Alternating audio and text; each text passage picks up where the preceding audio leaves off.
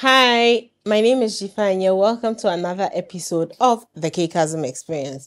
So on this week's episode, we had a huge cake that we did. Not huge as in size, but huge as in the level of difficulty. Like, it was so enormous. I can't even believe, like, I sort of still feel like it's a dream that we were able to do it. So we had a commission to do 350 mini cake favors for a wedding. And the bride was such a sweetheart. Her mother was amazing. They wanted something that was very different. The bride didn't want to cut a traditional wedding cake. And so she opted to do mini cakes as favors for all her guests. So originally we had a head count of 300, and then there was a bonus of 50 put on top because you know how Ghanaians are. I mean, when we go for events, one person will not come alone. They'll have to go with somebody, and your original head count before you realize has gone way over. So even though we actually started with 150. That was the original guest count. And as time went on, the number just kept going up and up and up and up. And the final number that we settled on was 350. But like I do all the time, we always do extra just in case there's an overflow of the number of guests and the client doesn't anticipate.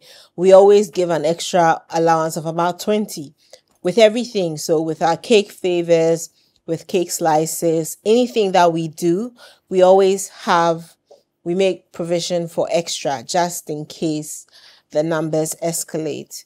And so the planners for this event were couture events, Nadia and Sati. They were so amazing. So they contacted me about a year before. So it was in 2022, yes, that they contacted me about this upcoming wedding in 2023. And when they said it at first, I was like, oh, 2023 is so far away. And so I was like, oh, let's relax. And they're like, no, we have to start planning. So we initially wanted to do a smaller cake. So the original cake was supposed to be about this size. So it was supposed to be about 2 inches in diameter, which is about this big. Yeah, so this is, roughly about 2 inches. So yeah, this was supposed to be the original size of the cake. But by the time we were done, the cake ended up being 3 inches by about 3.5 inches. One, because I had a commission a few years prior to make mini cakes. And so I had custom made mini cake tins, but those were 2 inch by 2 inch cake tins. And so I thought that being able to reuse those cake tins will make it easier. Now, even though the cake tins were 2 inch by 2 inch, we ended up going over by 1/2 inch on each side because we ganached the cakes. Because the cakes were going to be very elaborately beaded, we needed to have a very firm foundation under the fondant so that it could also withstand the handling. And then we were also going to be able to sort of keep the cake at room temperature, because if the cake is buttercream, it has to be kept in the fridge. Ganache cakes can be kept in a temperature controlled environment, and usually our studios are kept at 16 degrees Celsius all the time. And so when we ganache the cakes, we're able to keep them at room temperature for a period of time. Now, the other issue is when you're doing cake, you have a maximum of 3 days really to work within. So once the cake is baked, you have a day to ganache, a day to cover with fondant and luster, and then the cake has to set, and then you bead or decorate, and then it's delivered to the client. So a maximum of 3 days that the cake can stay at room, like obviously in a temperature controlled environment, in air conditioning, can stay for 3 days without any problem. So that would make the work schedule start from a Wednesday Wednesday, so the cake is torted and ganached on Wednesday. Thursday is covered. Friday is beaded. So because of the number, we torted the cakes on Monday and then kept them in the freezer and started ganaching on Tuesday. So ganaching the cakes actually took 3 days, which is something that we didn't anticipate. Because of how tiny the cakes were, we had to ganache each cake with white chocolate, and we used ganaching plates. So we had to make custom ganaching plates that we used to ganache the cakes. And so after we finished that, so we started ganaching on Tuesday, we ganached through Wednesday and a bit of Thursday. So we finished ganaching like Wednesday evening into Thursday, sort of. And then we started covering the cakes with fondant on Wednesday evening. So the cakes that we had ganached on Tuesday, we had started covering them in fondant and then kept them in the fridge. So literally it was like a cycle. We removed the cakes from the fridge, fondant them and put them back in the fridge because we were not ready to start the process of keeping everything at room temperature, because that's when the clock literally starts to tick and you have no more than 3 days to finish everything. And so we literally finished covering the last cake at Friday about 5, and the event was on Saturday. So like we were stressed. We were so stressed. Like it's not even funny. We had temps come in. I had to have an extra 10 temps to come and help with the beading and the covering. I had a fondant roller that was supposed to have been brought and it didn't get delivered on time. So we had to manually roll the fondant to cover all the 370 cakes. And like, it took so long, like so long. One of the focal points of the design was a custom stencil that I designed. So initially, the stencil was joined together like this. As you can see, so it was a whole stencil. So I custom designed the stencil in consultation with a couple. So I did 2 mock-ups. So this is a custom stencil that I designed. So I gave them this design and another design, and then they opted for this one. And then we decided to use their monogram as part of the design. So part of the design was their monogram and the other part was a stencil that we're going to bead. Now, when I initially designed the stencil, I noticed that the alphabets for the name of the couple wasn't very clear, because when you're doing stencils, really, it's very fine and delicate. And also because of the size of the cakes, we couldn't make a stencil that was big. And so because it's so small, we had to be able to shrink the font size in such a way that we're still able to get like the details. But if you notice, you'll see that the O and then the A and the N and the P, like the alphabets that have sort of like inserts or inner parts, sort of fell through because there was no sort of link to the main body of the stencil. So then I thought, this is not really something that works. So then I thought about making a custom stamp. I was thinking about a stamp that we could just use to impression the monogram onto the fondant, which is something I've never done before. But you know, when I was looking for like a solution to the problem of the stencil, I thought a stamp would actually make it look more 2-dimensional and give it more depth. And then because we're going to bead within the cavity, I initially thought, because we're going to do micro beads within the cavity, so I thought that if we stamp it, it will depress the place where the fondant is, and then we can sort of flood it with edible glue and pour the pearls on it, and Bob's your uncle, work is done, no fuss, no muss. But then the practice of a design is different from like the technical details where sometimes you think that technically 1 plus 1 is supposed to be equal to 2. But when you're actually doing the thing, 1 plus 1 can even be equal to 5. Somehow you don't, there are lots of things that you don't envision or sort of are able to scenario plan for. And that was one of the things. But then we're also supposed to paint where their names are silver. So at a point, I actually thought about, you know how a stamp has to be put in ink to be able to stamp on something. I thought about putting like edible paint on the name and then stamping it on, but then it started to bleed. So like literally there were so many trials and goes. Like this is actually the second stamp that we did. The first stamp was a lot bigger and the details were like, it sort of overpowered the dainty look of the stencil. So, but generally these are the sorts of things that we go through. So sometimes when a client comes to you with an order and or when a client comes to me, especially with something that we haven't done before, there's a lot of time and effort that goes into research and development. That's a lot of the times as creatives, we don't factor into our costing because the client just thinks, okay, this is what I want. And, you know, I actually did a mock-up for the client. We had 2 different samples that we did. First one was with a stencil.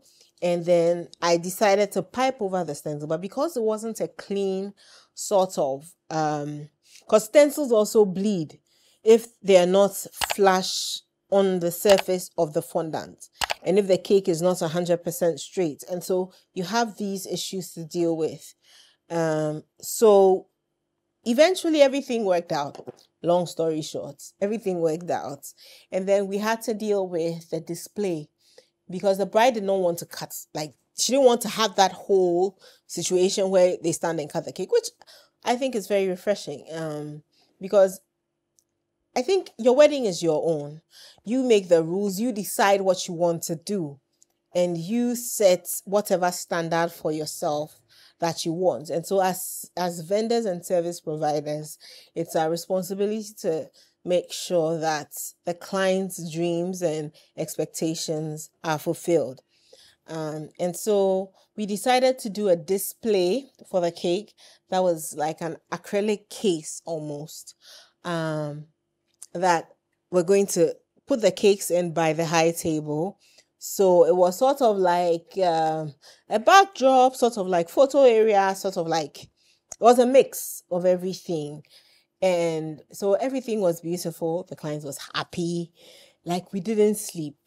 That was the only downside. Like, and it was at that point, Friday night, I initially had decided that I was going to send the mini cakes to the client's house on Friday night. But as at 10 p.m., we had covered and beaded only about like 50 cakes out of the 370 that we had done. And it was like the thing wasn't moving because we realized then that every mini cake took about an hour and 30 minutes to bead from start to finish. So the beading had 2 parts. We had the KP part and then the pattern part. And so like I was like, God, like we have to come up with a solution. So I went to the venue in the evening to set up the stand. And then I spoke to the planners, Sati and Nadia, and I said to them that now, if we are going to bead each cake as elaborately as we had originally envisioned, we won't even finish by Sunday because it's taking too long. And so things have come to the point where we have to sacrifice beading for delivering the cakes on time.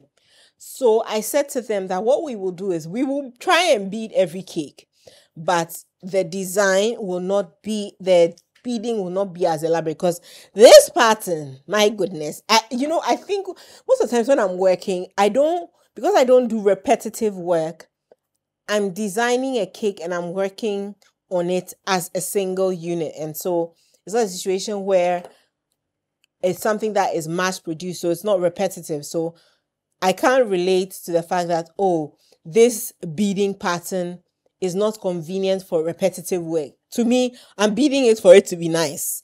And so that's one of the challenges that I realized, that even though the beading pattern was so stunning, it wasn't practical to do for 370 cakes.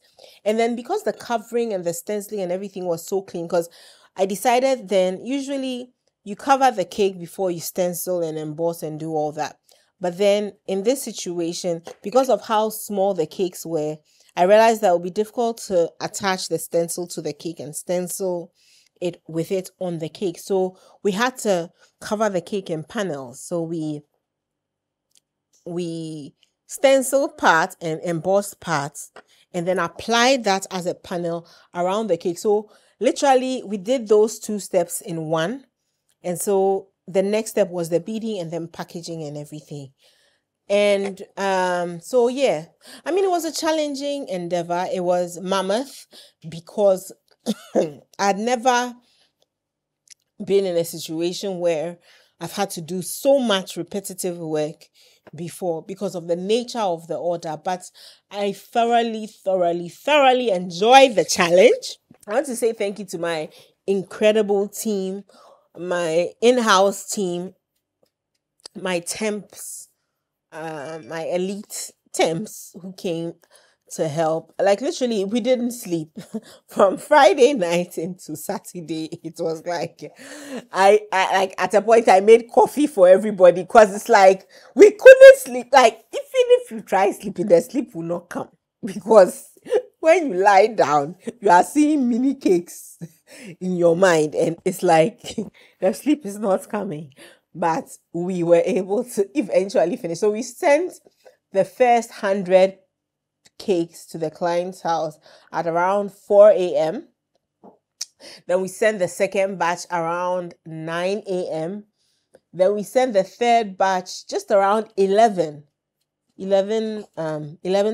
And they actually asked me to be there for 12. So I got there like right on time. But then when we got there, I realized that the sun was too high because 12 o'clock, the sun is directly overhead.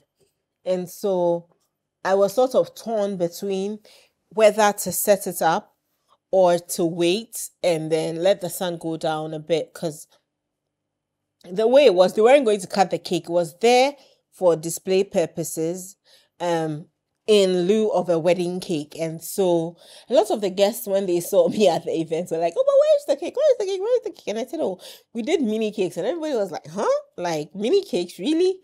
But then it's something new and something different. And you know, the thing about it is, when you think about it, a wedding cake is one cake and the guests don't get like a piece of art, because what we do is luxury, innovative, bespoke, edible arts. And so it sort of gave the opportunity for every guest at the event to have this little cake perfectly decorated and daintily decorated, and it was chef's kiss. So yeah, we had an incredible time, like the whole team. Nakos in Shira came with 2 of her people, like literally they came around 11 p.m. and like I was like, oh my, like I was at a point I was panicking because I'm like, Nichols, where are you? And she's like, oh, I'm on my way. And then they started boxing, and like it was like, honestly, I didn't think we'll finish, because it's like we are doing the thing, we are working, but then we are tired and we can't stop too. And it's like we can't sleep too. It's like so at a point I put my head down and I was trying to like get a few Z's, get back to work, but I saw that no, my body is tired. So I went upstairs and I thought I wasn't gonna sleep in my bed. I sat in my couch. Like I said in the beginning, I actually could not believe that we actually finished making the 370 because it was like it wasn't finishing. Like every time you look here, there's more cake. Every time you look here, it's more cake. It's like the cake is not moving anywhere. And it's like we are working, but it's like the cake is just there. It's like it's recreating itself. It's just like it was one of those things where I'm like, God, why did I bring this upon myself? Who sent me? I remember when Paul, our videographer, saw the cakes. He said, "Ew, this is work." I was like, "Oh, don't worry, it's not that much work." Everybody kept telling me. Even my husband at a point was like, "Hey, like you have to get started." I was like, "But it's cake. Like we have just 3 days, so I can't start early and put the cake down. I can't do that because it's cake. If it was a dummy, it would be a different story. But it's actual cake, and you also don't want a situation where you do something that is false for somebody. So it's like you want to start early, but you can't really start early. And like you have done everything that you can do to let it be fast. Like all the the sort of things you can make ahead. We had our stencils, we had our stamps, the fondant. You can't roll it and put it down because it will become hard. Then so it's like everything, like all the pearls in this shop got finished. Can you imagine? And me, I am the queen of pearls. Like I have cupboards full of pearls. See, at the point there were no pearls in the shop. Like and it was a Friday into Saturday. The suppliers weren't open. So where am I getting pearls from? Our Lasta and our edible spirits all got finished in this shop. Like, like I was like, God, like, because it was like I underestimated, I underestimated the whole thing, but eventually, like always, we serve a living God. Because of this cake, literally, I cleared my schedule for March because I knew how much work it was. And I also didn't want to be distracted mentally. And I tell myself now and this year and moving forward that I want to be more purposeful with the work that I do, and I don't want to overwhelm myself. And so I take on every order and I'm able to fully commit to it and not be distracted by other orders at the same, because these cakes take so much time and effort. And so thank you all. It's always a pleasure. Remember to tune in, and we have more amazing content coming. We're going to try and be more regular. Bye.